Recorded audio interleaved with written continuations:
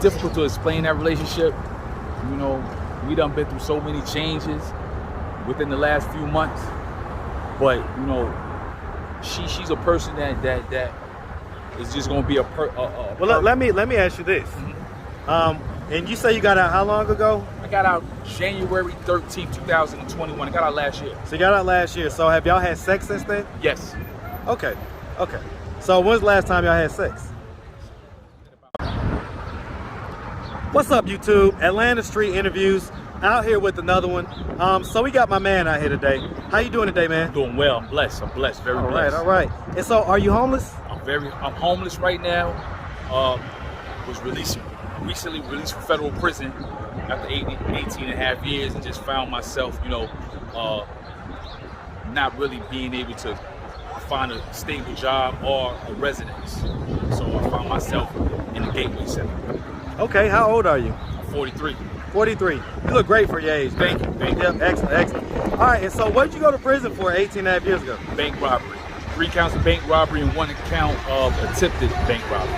Okay, and so I'm imagining the attempted is the one where you got caught? No, actually I made it, I got away with all of them. But unfortunately I didn't learn. I went back up to New York State, New York City, and caught a robbery charge up there. And I ended up doing 10 years in New York State, and the federal government ran 17 years concurrent with that. So I had 7 years left over that. Okay, and so the ones that you did, that you got away with, how much money did you get? Wasn't worth 17 and a half years. How much was it? Probably like $8,000, man. Wow. Yeah. Okay, all right. And so do you have any kids? I got 2 daughters, one 23 years old and one 18 years old. All right. The 23-year-old live in Atlanta, and the 18-year-old is a teacher in Washington State. The 18-year-old is a teacher? Yeah. Okay. So she graduated high school and Yes. went right back into teaching, huh? Yes. Okay. And you say that's in Washington State? She's in Washington State now. Okay, and so, all right, so have you ever been married? I'm currently married right now. I was reconciling the marriage, then I was divorcing, right now, man, I'm just in a What great age area. did you get married in? I got married at the age of 21 while I was incarcerated. I was getting conjugal visits while I was in New York State. So did you guys know each other prior to you getting locked that's up? actually the mother of my daughter. Okay, the mother of my 23-year-old daughter. Okay, so that's the mother of your first kid. Okay. Yeah. And so you guys got married while you were locked up. While I was incarcerated in New York City. Okay, and you were having conjugal visits and everything? Yeah. And so do your daughters have different moms? Yes. Okay.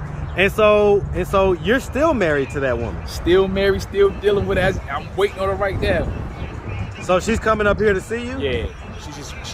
She comes through and supports me and drops me off, things that I may need. Yeah. I mean, can you not stay with her?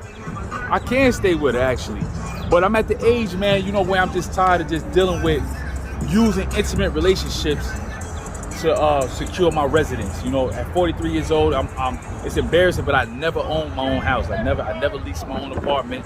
I never had my own vehicle. I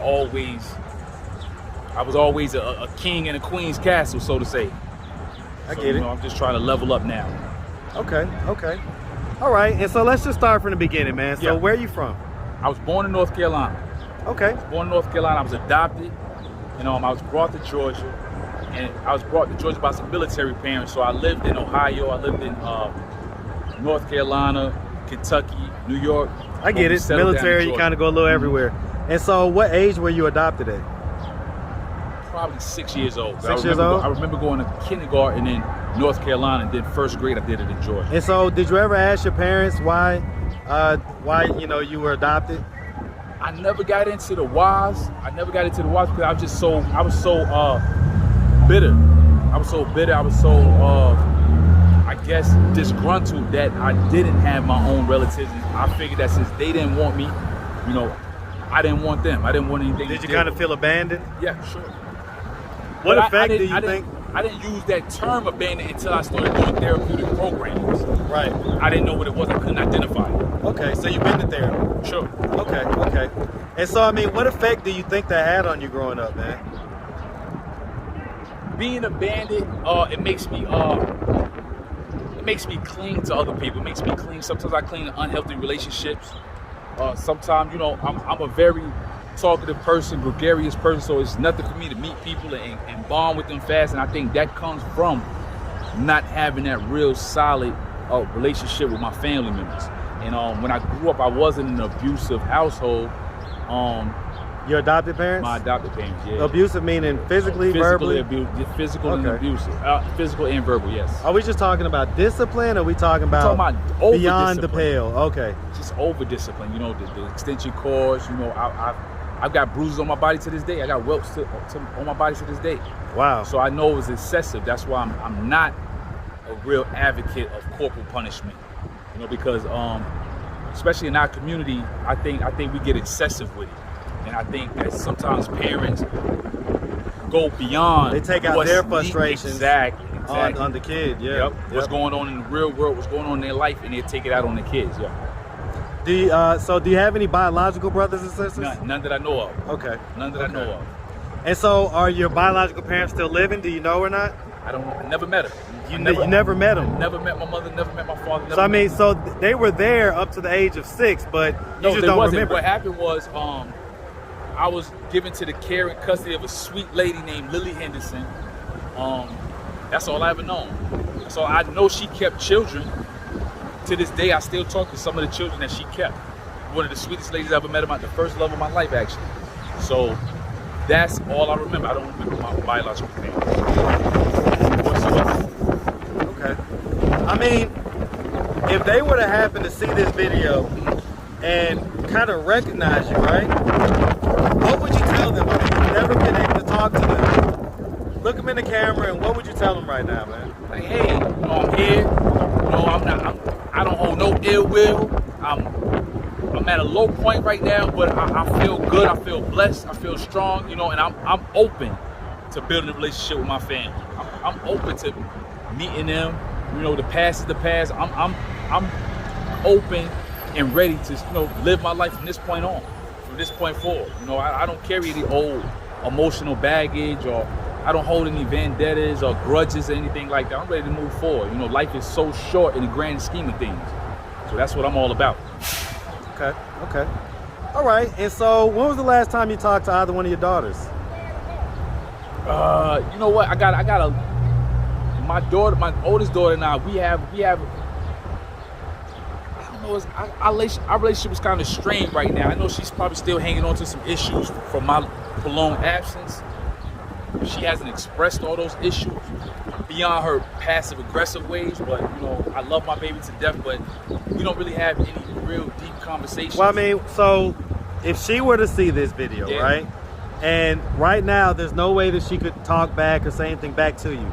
So you'd be able to just get out how you feel. What would you tell her? I tell my baby I love her. I tell my baby I love her. What would you tell her about the absence, about the things that she feels ill about?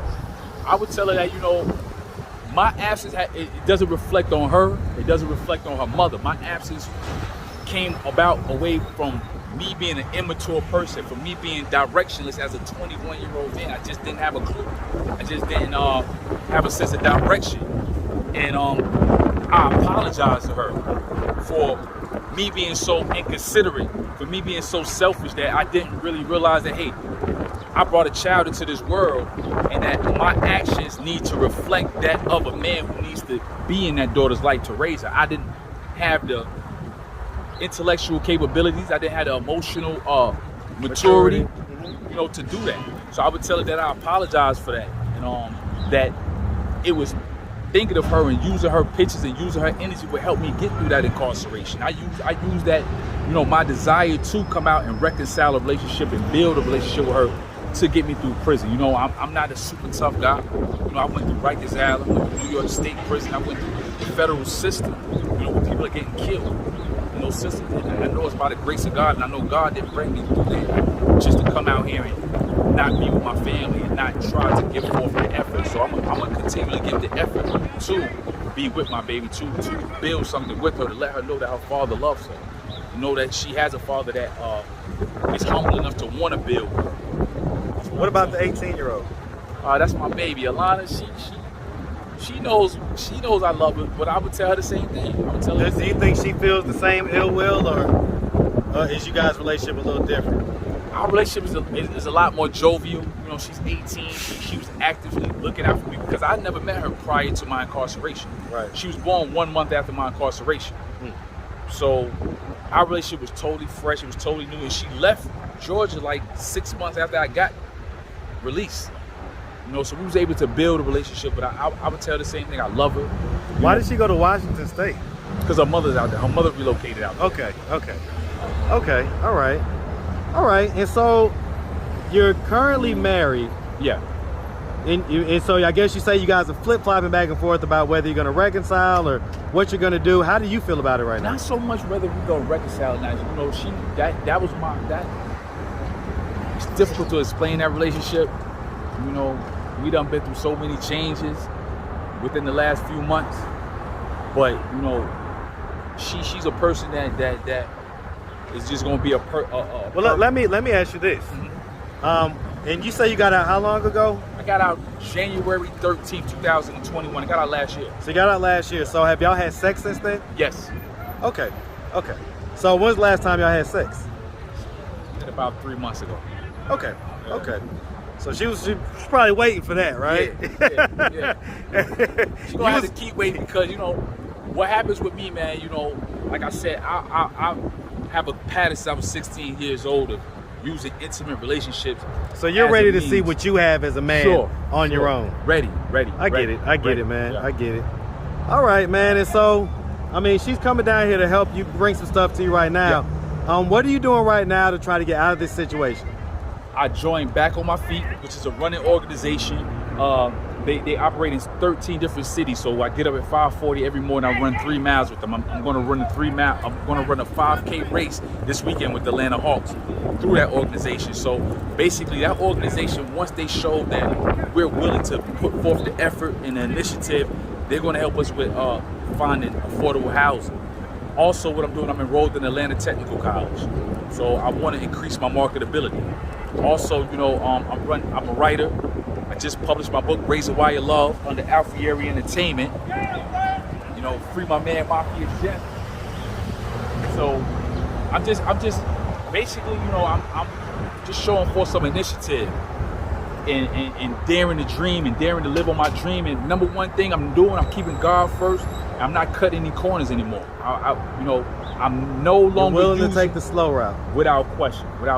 I'm willing to. It's normally the best route, man. Without question, man. You know, no criminality, no criminal conduct whatsoever. I mean, so I'm gonna do it the right way.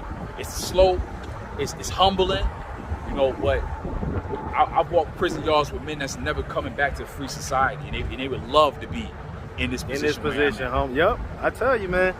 There's always somebody that would love to be in the position that you're in, no matter how bad things may seem, man. That's just how life is. Yeah. All right, man. Well, listen, if anybody out there wanted to reach out, help, or donate, do you have any way people can reach out? Social media, Cash App, anything? They can reach out to me on Instagram at anthonyjaibrown. Instagram at anthonyjaibrown, and I can show you where to get the book, because we're about to self-publish the book. I got a lot of other endeavors. I got screenplays I've wrote. I'm trying to shop a couple of screenplays around. Just reach out to me. Do you have a Cash App or anything? Yes, Anthony J. Brown. Okay. $ Anthony J.A.I. Brown. All right, Same thing. I appreciate you. Just reach out and I'll reach back. We can collaborate, or if you can just want to assist me, I appreciate you. But I'm out here doing the right thing, and I appreciate you, Marcus. I appreciate your energy. I appreciate your movement for even allowing me to participate in it, man. All right, man. All right. Listen, I appreciate you, man. And I definitely wish you nothing but the best, man. It sounds like you got your head on right. Sounds like you're on a good track, man. So I'm going to be watching out for you, all right? Without question, man. All right, man. Make sure you have a good one. Thank you, bro. Right.